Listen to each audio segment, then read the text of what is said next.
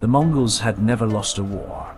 Not once in 40 years of conquest that stretched from China to Poland. The man in this frame was about to change that. This man was a slave, not a king, and not a general. He had been purchased as a child, and trained to kill since the age of 8. Today, he was the last thing standing between the Mongols and Egypt. The Mongols had already burned Baghdad. They had already killed the Caliph. They had already destroyed the greatest library in human history. They were not riding into this valley to negotiate. Every military calculation said these men should not be here. They were outnumbered and outexperienced, and they were fighting an army that had broken every force that had ever tried to hold against it. Hold! Not one man moves until they're past the Narrows. This is the Battle of Ain Jalut. This is the afternoon the world changed direction. But to understand how these men stopped something that nothing had ever stopped, you need to understand what the Mongols actually were. The Mongol military was not an army. It was a machine built over 3 generations to break everything it touched and keep moving. It had broken everything it had touched for 40 years without stopping once. By 1260, that machine had absorbed more territory in one lifetime than any empire in human history. An unbroken corridor of conquest running from the Pacific coast of China to the gates of Vienna. Hulagu Khan was not a distant general. He was Genghis Khan's own grandson, brother to Kublai Khan, who ruled China. Sent west with an army built from the same bloodline that had conquered half the known world, Mongol horse archers could sustain 6 aimed shots per minute from a horse at full gallop. When they feigned retreat, the armies that chased them rode into pre-arranged encirclements and died. The tactic had worked against every opponent they had ever faced. Before every city they approached, the Mongols sent envoys with a single offer. Submit now and most of you survive. Refuse, and every living thing inside the walls dies. Cities that submitted were taxed. Cities that refused were erased completely. Submit now, and the city lives. Refuse, and nothing here breathes by nightfall. Every city they erased was erased completely. The irrigation systems and the libraries and every administrative record of the civilization that had produced the city went with the buildings. By 1260, Hulagu Khan had sacked Baghdad and killed the Caliph and taken Syria and established forward positions in Palestine. Egypt was next, and there was no reason to believe it would go differently from everything else. Nothing proved what the Mongols were capable of more completely than what they did to Baghdad. Baghdad in 1258 was the largest and most significant city on earth. The House of Wisdom held manuscripts from Greece and Persia and India and China that existed nowhere else. Caliph al-Mustazim refused to submit. He believed his walls were strong enough, and that God would protect the center of the Islamic world. The walls fell in 13 days. The Caliph was captured and executed by being wrapped in a felt carpet and trampled by horses over the course of an afternoon. The Mongols would not spill royal blood on the ground directly. He died slowly in the carpet while his city burned around him. The fall took 13 days. Baghdad had stood for 5 centuries as the capital of the Islamic world.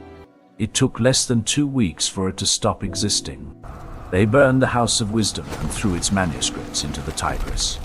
Contemporary accounts say the river ran black from the ink for 3 days. 800 years of accumulated human knowledge went into the water. The survivors who reached Cairo brought the news. The Caliph was dead, and Baghdad was rubble, and the Mongols were already moving west. Every person in Cairo was asking the same question out loud. Is there anyone who is going to stop this? The news from Baghdad reached Cairo, and Cairo had to decide what to do with it. The answer came from the most unlikely place imaginable. The word Mamluk means owned. These were boys purchased as children and brought to Egypt to be trained as warriors. The men who bought them did not see children. They saw the raw material for the most lethal cavalry in the Islamic world. A Mamluk warrior trained for 10 years before he was considered ready. He could fire 6 aimed arrows per minute from a horse at full gallop. He had been doing this since he was 10 years old, and it had never once stopped being his entire life. Sultan Qutuz had been a Mamluk slave himself before rising through the ranks to seize the Sultanate in 1259. He killed the previous Sultan because he needed Egypt to be led by someone willing to fight the Mongols. Qutuz was that person, and he intended to prove it.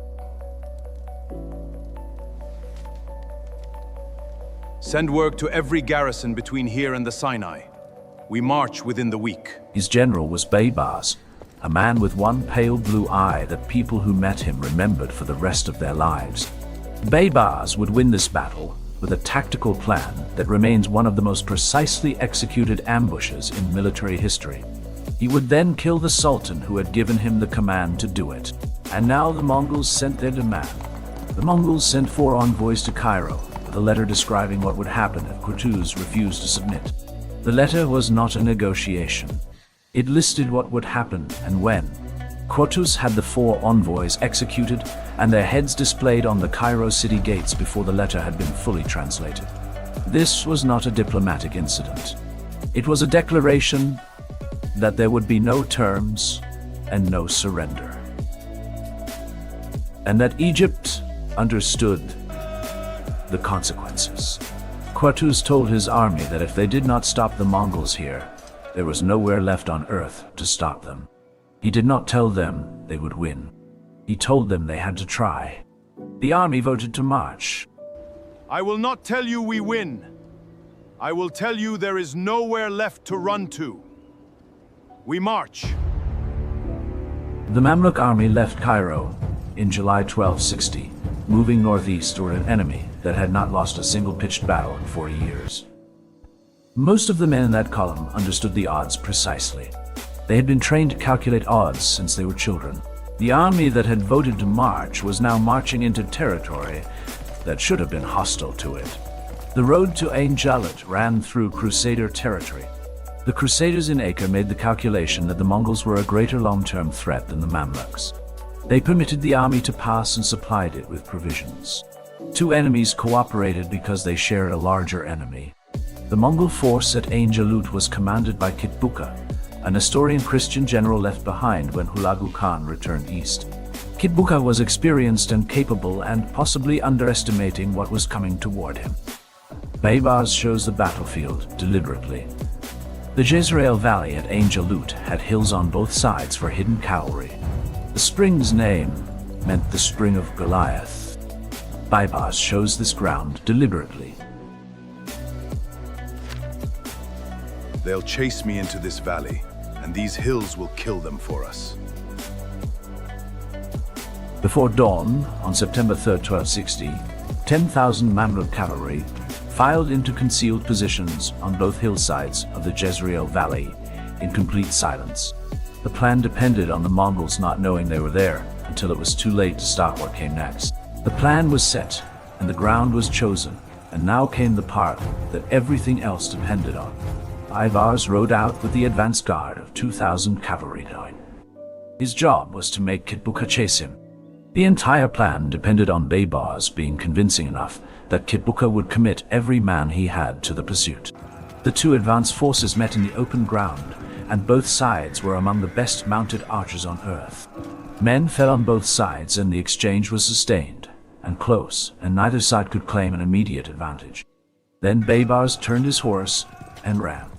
Every man in the advance guard turned with him, and the apparent route was complete. To Kitbuka, watching from the ridge, it looked like exactly what he had seen dozens of times before. He committed everything to the pursuit. Break! Break formation! Make it look real!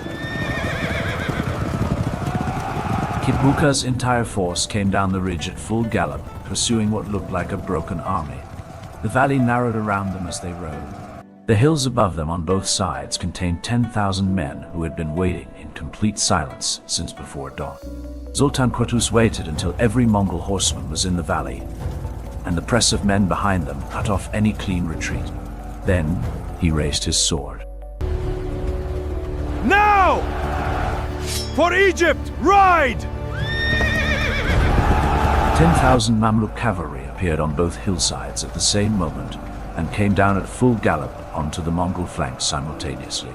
The valley closed from 3 sides in 90 seconds. The Mamluks fired hand cannons into the Mongol cavalry. Small bronze tubes packed with gunpowder discharged directly into the advancing Mongol line. This was the first recorded use of a firearm in a military battle in human history. The Mongol horses had never heard anything like it. Fire! Again, fire! A Mongol warrior whose horse was panicking beneath him was no longer the most dangerous cavalry in the world. He was a man trying to stay in his saddle while something he had never encountered killed the men around him. His horse refused to go where he needed it to go. At the moment the Mongol pressure threatened to break the Mamluk center, Sultan Qutuz ripped off his helmet and threw it to the ground. In Mamluk military culture, this meant fight to the last man. He then rode alone into the heaviest fighting on the entire battlefield. To the last man, with me! Mongol line broke in a valley in Palestine on a September afternoon. The army that had not been beaten in 40 years shattered in a valley in Palestine. The men who had been purchased as children did what no one else on earth had managed. The battle was over and the valley was quiet. Now came the reckoning. Kitbuka was brought before the Mamluk commanders alive.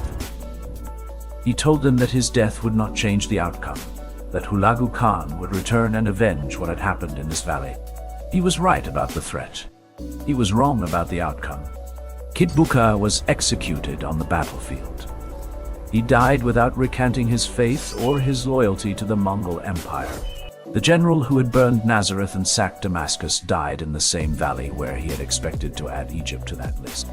The Mamluk army stood in the valley on the evening of September 3, 1260, having done what no army had done in 40 years. Then they began the march back to Cairo. On the road back to Cairo, Baybars approached Sultan Qutuz and asked to speak privately about his reward for the victory. Qutuz agreed to ride aside with him. Baybars stabbed Qutuz on that road before any bodyguard could intervene. The man who started this war by killing the previous sultan died on a road in Palestine. The general who won the battle put the blade in. This is the only reward I came for. Baybars rode into Cairo as sultan. He would go on to drive the Crusaders from the Holy Land, defeat 2 subsequent Mongol invasions, and rule Egypt for 17 years. The man who killed the man who stopped the Mongols built the most effective state the medieval Islamic world had seen. He was also a murderer on a road. And the world that came after Ain Jalut was not the world that had existed before it. Hulagu Khan received the news and prepared a second invasion. The Mongols came again at the Battle of Hims in 1260 and were defeated again. They came at Marj al-Safar in 1303 and were defeated again. Egypt never fell to the Mongols. The boundary established at Ain Jalut held through every subsequent invasion attempt. 3 times over 40 years the Mongols tried to break through that boundary.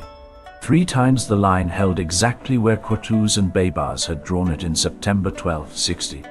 The hand cannon fired at Ain Jalut was the first gunpowder weapon deployed in a pitched military battle in recorded history. Every firearm used in every conflict since that afternoon descends from what the Mamluks loaded and fired into the Mongol cavalry in 1260. The spring of Ain Jalut still exists in the Jezreel Valley. The landscape has changed entirely. What was decided in this ground on September 3rd, 1260 has not changed at all. Qutuz has a monument in Cairo. It does not mention how he died or who killed him. History is written by the people who controlled what came after. And what came after Ain Jalut was built by Baybars. If this story stayed with you, leave a like and subscribe to Empires Untold. Men bought as children stood in a valley in 1260 and broke the most powerful military force the world had ever seen. The valley is quiet now. Nothing that came after that afternoon would have existed if the men in those hills had broken instead.